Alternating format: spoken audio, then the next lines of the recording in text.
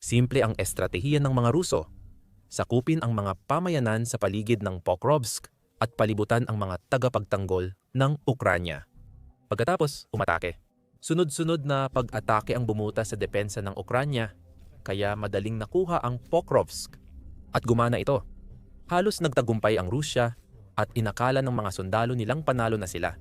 Pagkatapos, inilagay ng Ukranya ang kanilang bitag. Sumugod ang Azov Brigade, pinalibutan at pinuksa ang karamihan sa 800 sundalong Ruso. Nagsimula ang lahat sa isang tagumpay na dapat sanay isa sa pinakamahalaga para sa mga Ruso sa digmaan sa Ukranya. Matagal ding nagsikap ang puwersa ni Vladimir Putin para makamit ang maliliit na tagumpay sa Donetsk, lalo na sa paligid ng Pokrovsk. Tuwing may baryong masakop, nakakakuha ang Russia ng bagong posisyon para subaybayan at atakihin ang Ukraine. Unti-unting inaayos ng Russia ang puwersa nila, kaya nag-aalala na ang Ukraine.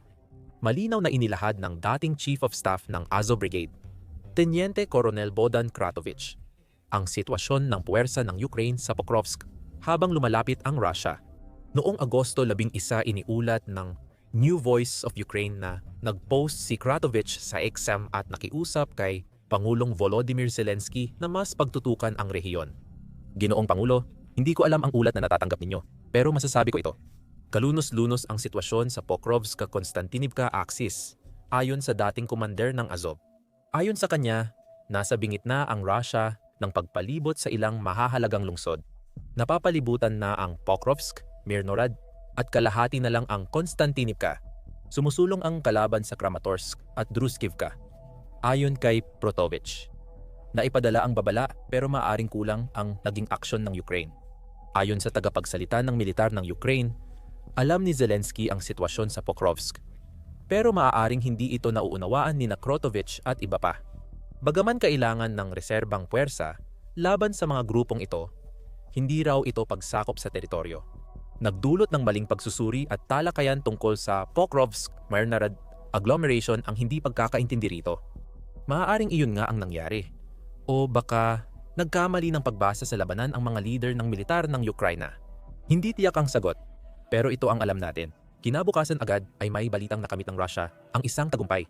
Ayon sa Radio Free Europe, Radio Liberty o Radio Free Europe/Radio Liberty, noong weekend bago mag-post ang dating komandante ng Azov, nabutas ng tropang Ruso ang depensa ng Ukraine sa Pokrovsk. Ito ang sandaling hinihintay ni Putin matapos utusan ang sundalo niyang targetin ang mahalagang lungsod. Noong 2024 hanggang 2025, ginawang pangunahing target ng summer offensive ang Pokrovsk at naglaan ng 110,000 sundalo para dito. Alam niyang ang pagsakop sa Pokrovsk ay pagkuha sa mahalagang linya ng supply ng Ukraine sa Donbas. Nasa lungsod na ang kanyang mga tropa, ayon sa babala ni Kratovich. Sa isang bahagi ng katapusan ng linggo, nabasag ng mga tropang Ruso ang depensang linya ng Ukraine sa hilaga ng lungsod ng Pokrovsk sa Donbas, silangan ng mas maliit na bayan ng Dobropilya. Ayon sa ulat ng Radio Free Europe/Radio Liberty, sabi ng mga military analysts at open source blogger mula Ukraine at Russia, umabante ng 17 kilometro pahilaga ang mga unit ng Russia mula dati nilang linya. Malaking pag-usad ito kumpara sa mga nakamit ng Russia nitong mga nakaraang buwan ng digmaan, at masama ito para sa Pokrovsk. Ayon sa ulat, ang Pokrovsk ay bahagyang napalibutan at posibleng nasakop na rin ng Russia ang bahagi ng isang kalsada at baryo sa labas ng lungsod. Magbibigay iyon ng mas magandang access dito. Kumikilos na ang mga unit ng sabotahe ng Russia sa Pokrovsk at papasok na rin ang pangunahing puwersa ng pagsalakay sa lungsod. Todo ang laban ng mga tagapagtanggol ng Pokrovsk ng Ukraine para mapigilan ang mga Rusong sumalakay na makapwesto sa lungsod ang proseso.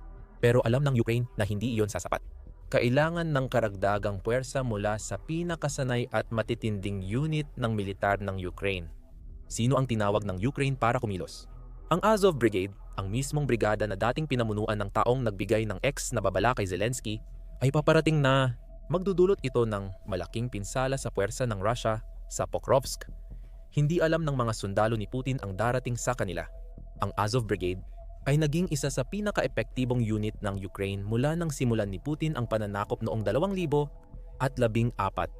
Ang Azov Brigade, opisyal na ika-12 Special Force Brigade Azov, ay bahagi ng National Guard ng Ukraine at mula Mayo 2000 at 14 ay nakatuon sa pagprotekta ng teritorial na integridad ng Ukraine, ayon sa opisyal nilang website. Nang simulan ni Putin ang pananakop sa Ukraine mahigit isang dekada na ang nakalipas, ang bagong Azov Brigade ang nagwagi ng ilan sa pinakamalalaking tagumpay laban sa kanyang puwersa.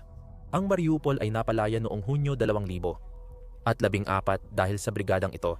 Ganoon din ang nangyari sa Marinka, na napalaya mula sa pro-separatistang puwersang Ukrainian na sinuportahan ng Russia noong Agosto 2014. Dahil sa mga tagumpay, naging pangunahing tagapagtanggol ng Mariupol ang Azov Brigade at opisyal na itinalaga bilang Special Forces Unit.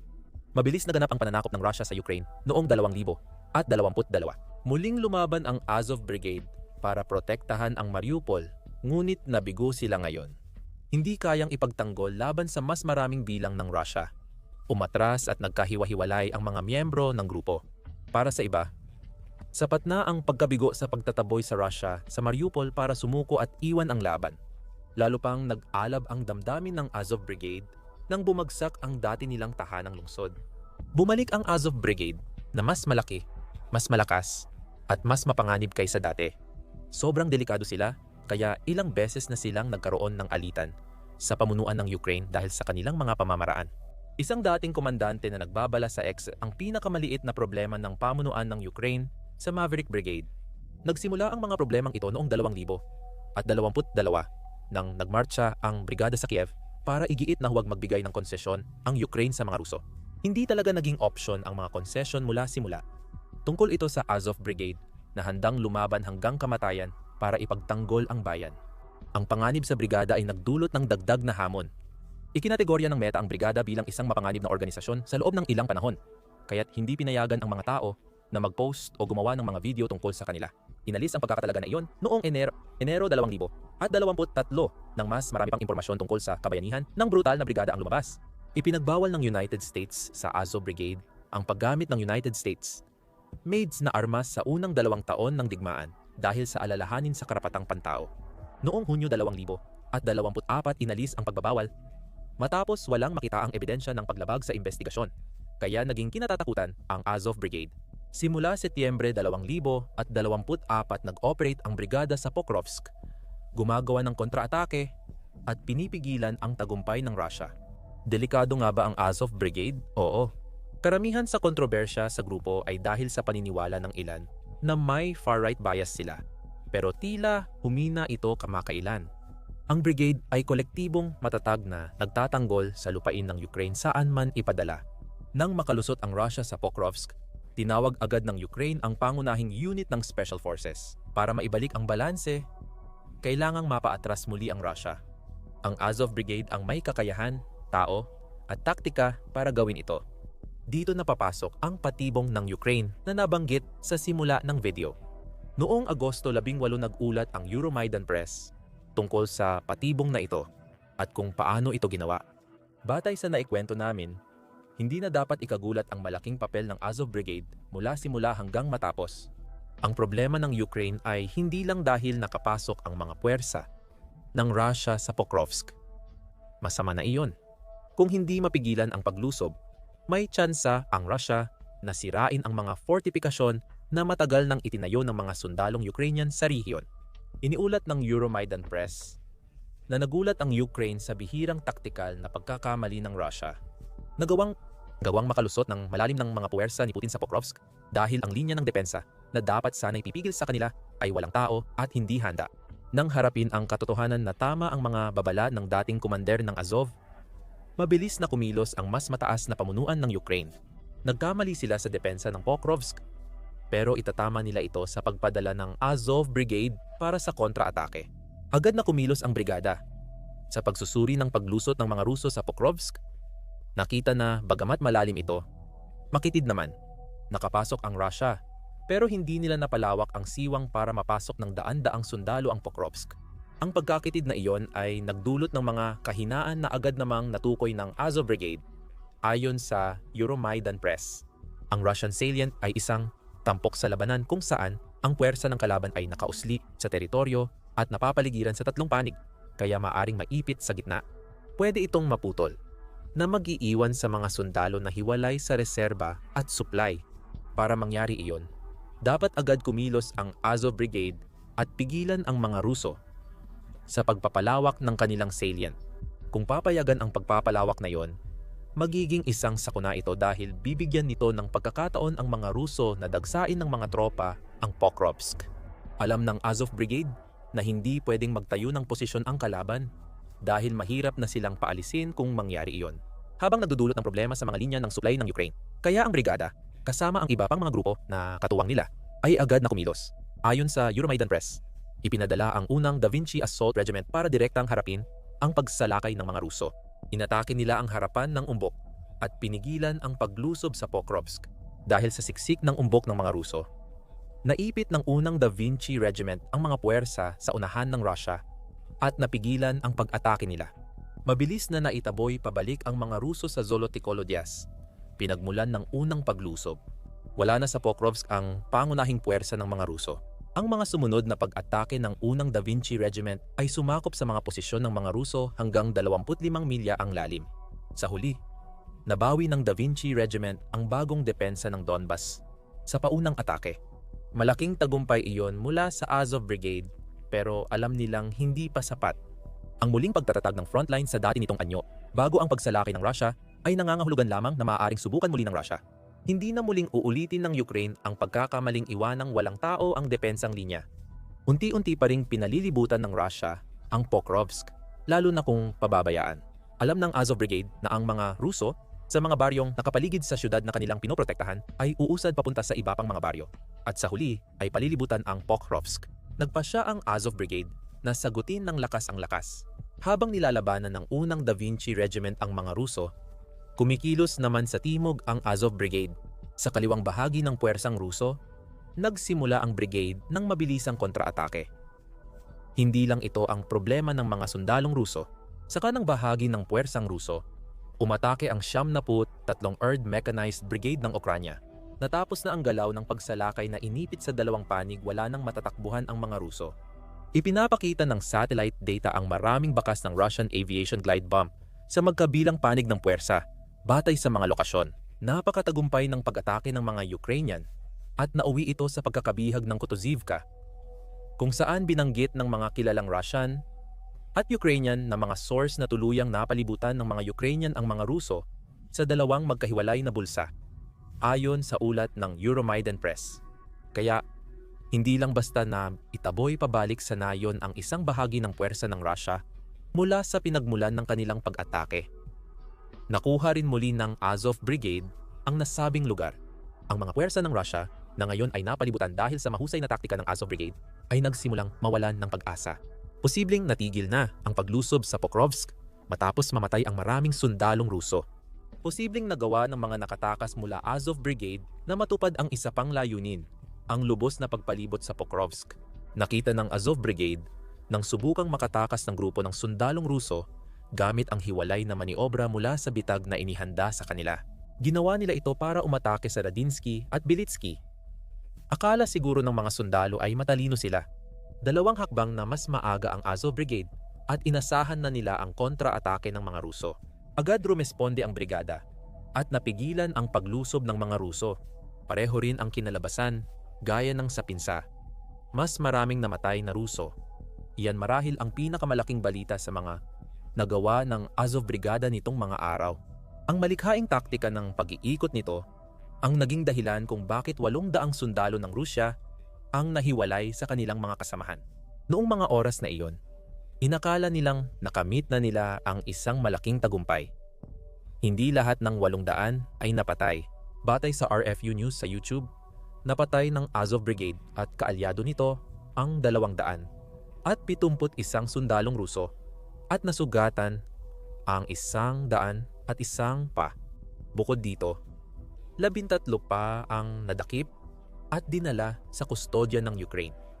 Kaya umabot sa 385 ang kabuuang casualty sa ilang araw lang. Idinagdag pa ni Militany na nagawa ring sirain ng mga puwersa ng Ukraine ang 37 sasakyan at motorsiklo ng Rusya, 3 unit ng artillerya. 2 armored vehicle at 1 tangke. Iniulat ng Euromaidan Press na ang geolocated na footage mula sa lugar ay nagpapakita na gumamit ang Azov Brigade ng iba't ibang taktika upang kontrahin ang paglusob ng Rusya, kabilang na ang paggamit ng mga unmanned aerial vehicle or unmanned aerial vehicle para magbagsak ng granada sa mga sundalong Ruso, pati na rin ang paggamit ng first-person view unmanned aerial vehicle S para alisin ang mga sundalong Ruso na nagtangkang magtago sa mga bahay sa loob ng mga nasakop nilang pamayanan. Ang paglusob sa Pokrovsk ay nauwi sa kabiguan para sa Rusya. Dahil sa malaking bahagi ng Azov Brigade, sapat na sanang masama iyon para kay Putin, na napilitang manood habang ang tagumpay na matagal na niyang hinahangad ay inagaw mula sa kanyang mga kamay. Hindi pa dito natapos ang Ukraine. Matapos patatagin ang front line sa Pokrovsk at mabawi ang ilang teritoryo mula Rusya, inilipat nila ang focus sa ilog Kazeni Turets. Ang pagtawid sa ilog ang isa sa mga dahilan kung bakit nakapasok ang Rusya sa Pokrovsk noon. Hindi na isagawa ang pagtawid gaya ng hinihingi ng Rusya. Hindi nagtagumpay ang mga puwersa ni Putin na makontrol ang alinmang pangunahing tawiran ng ilog. Ibig sabihin, tumatawid ang kanyang mga tropa sa ilog ng paisa-isang maliit na grupo lamang. Ang kawalan ng pangunahing tawiran ng ilog ay nangangahulugan din na walang kakayahan na maglipat ng maraming tauhan o kagamitan sa kabilang panig ng ilog. Kaya ang mga nakakatawid ay naiiwang hiwalay o isolated.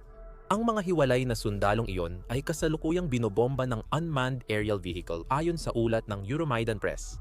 Dahil sa pambobomba, umatras ang mga Ruso at nawala ang kontrol nila sa lugar malapit sa ilog at ilang bahagi ng rehiyon sa paligid ng Pokrovsk. Matapos ang sunod-sunod na nakakahiya para sa Russia, iniulat ng Euromaidan Press na nakapasok na ang puwersa ng Ukraine sa Nikonarivka at Novosikova. Hindi pa kontrolado ng Ukraine ang mga pamayanang iyon. Napalayas na ang mga puwersang Ruso at may mga unmanned aerial vehicle ng Ukraine na laging lumilipad sa itaas para gumawa ng kill zone. Malaking problema yan kapag sumubok ulit ng sumulong ang puwersa ni Putin.